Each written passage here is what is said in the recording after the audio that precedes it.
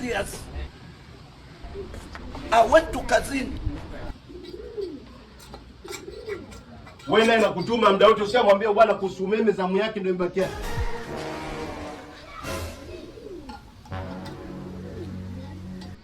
Mimi sina utani wa kucheka cheka. Mtacheka na mtu mimi. Halo.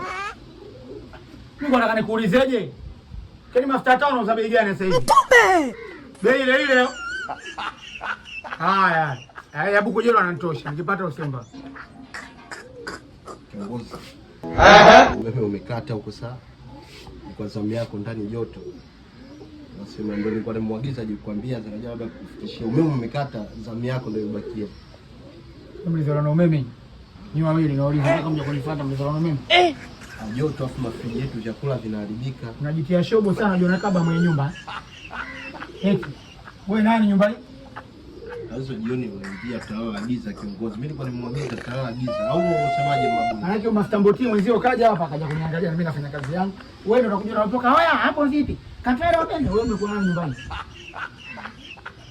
Sasa kama ndio hivyo tunaweza tukaongea na nyumba akakukatia kwa sababu sisi tunatoa sana ila za umeme. Umeme sisi tunatoa. Matasi matoniko zembele. Mimi naona tumepata hiki. Na hapa nimeagiza mafuta tabu kujela na nitosha. Tukikijaza mbili na shida gani? Sasa tunulie sisi wa 10,000 wewe chukua mafuta tabu. Nikunulie nini? Tuchukue si umeme wa 10,000. Wewe. Alafu ni wa Afrika. Wewe mpumbavu wa Afrika eh. Wewe umerogwa chizi eh. Sema kama mara ya kwanza. Unajenga kindege kwangu mimi. Hakuna. Yaani kunulie umeme 10,000 wewe na mjenga mwenzio unaacha simu zenu mpige pasi vitu zenu hizo magauni haya. Sina roho mimi ande. Tutaencha kufulia ndevu. Kwa hiyo so kwa hiyo tukeni. Kwa hiyo ndio nini? Kwa hiyo nini? Wewe na kutoa nyumba yako hii. Wewe nani umekuwa nyumba hii? Wewe nani? Fagili mambo yenu. Chukulia hata 2,000 kiongozi. Oya, bwana mkubwa atakuja kushikana huko ndani. Umesikia? Atakuja kushikana huko.